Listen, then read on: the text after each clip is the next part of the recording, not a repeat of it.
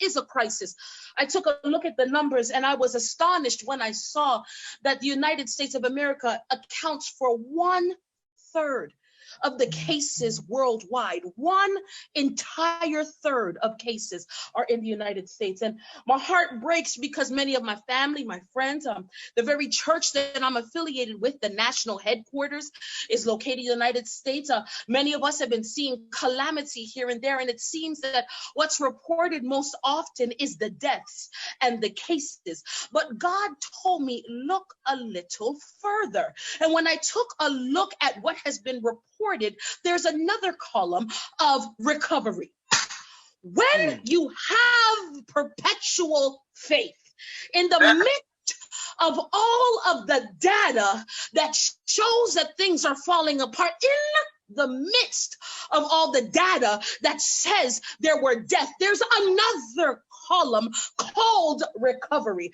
And when I began to look, I saw that recovery was even surpassed in some places to a level where they say things are better. And I began to say, God, why is it we are not rejoicing for the people who are being healed, the people who are being delivered, the people who are walking up out of their bed? He said, daughter, it's because the children are not at the place to be filled with what I try to give them. They see what's going on, but they are not discerning what is happening in the spirit. How are we able to make it through this time? It is through the power of the Holy Ghost. The Holy Ghost will cause you to see things different. You'll be in the face of calamity, but you will see that God is going to bring you out. You will be on your hospital bed, but you will see that God can heal you. You will be in a place of brokenness, but you will see that God can take you out. How do I know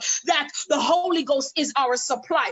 Luke chapter 10 and verse 19 and 21 says, behold, I give unto you power to tread upon serpents and scorpions and over all the power of the enemy, and nothing by any means shall harm you. That's Bible and that's book. So that lets me know, even if the virus is set in to the atmosphere, it's right now set into this particular planet, this particular continent, this particular country. The Bible tells me that nothing by any means shall hurt you. So you'll say, Evangelist Jones, why did people die? Listen and understand that God is strategic. Whether he healed them on this side or the next, nothing by any means that shall harm you. Why do I know this? It goes on in verse 20, notwithstanding to rejoice that spirits are subject to you, but rather rejoice that your name is written in heaven. So because I know where my name is, heaven and earth may pass away, but I know one day where I will be, and so nothing by any means will harm you. But what gives me the strength to understand that I'm able